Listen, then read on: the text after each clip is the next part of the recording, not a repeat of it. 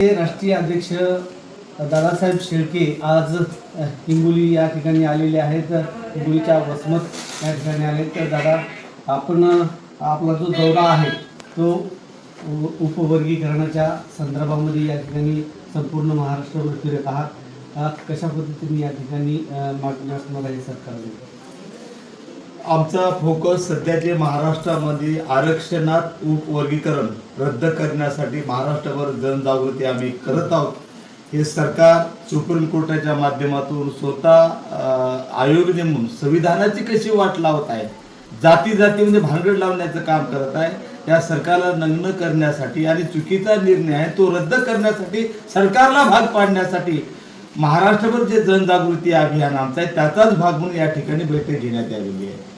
या अगोदर देखील आपला एक व्हिडिओ व्हायरल झाला होता की अनुभव साठे महापुरुष या संदर्भात काहीतरी वक्तव्य केलं होतं, काय सांगा? तो माझं लातूरचं भाषण आहे आणि लातूरमध्ये एक संदर्भ दिला होता की जे RSSच्या जे पोत्रा संघटना आहे महाराष्ट्रामध्ये, त्याचे राष्ट्रीय अध्यक्ष आहेत एक उदगीरचा सुधाकर भालेराव नावाचा एक व्यक्ती। त्यांनी ABP माझाला न्यूज देताना असं सांगितलं की केंद्र सरकार जे आहे त्यांचे डॉक्टर बाबासाहेब आंबेडकर फाउंडेशन महापुरुषांची यादी तयार करतं आणि त्या यादीमध्ये अण्णाभाऊ साठे नाव नाही।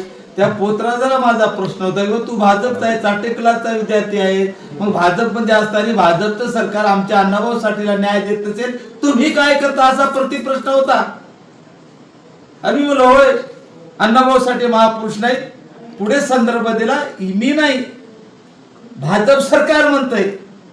यांनी काय केलं, तेवढाच क्रॉप केला आणि माझे चळवळीच्या कार्यकर्त्याला संपवण्यासाठी त्याला व्हायरल केलं। ही RSSची नीती आहे आणि या लोकांनी RSSची सुपारी घेतलेली आहे आमच्यासारख्या नेत्याला संपवण्याची।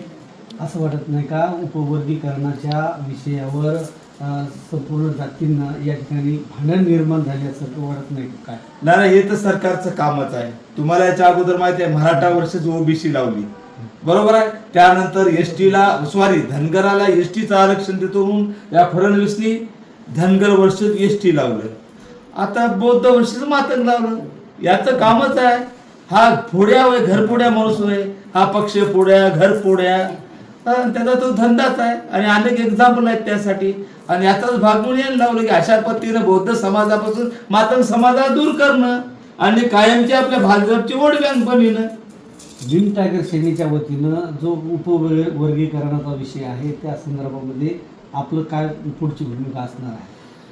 सध्या आमची जनजागृती मोर्चे आंदोलन चालू आहे आणि हे पेक्षा जर लवकरात लवकर जी असंवैधानिक बदर समिती आहे, कारण संविधानाच्या आर्टिकल 338(2) मध्ये स्पष्ट सांगितलेलं आहे जे संविधानाने नेमलेला आयोग आहे त्याच्याशी सल्ला मसलत केल्याशिवाय कोणताही आयोग नेमता येत नाही।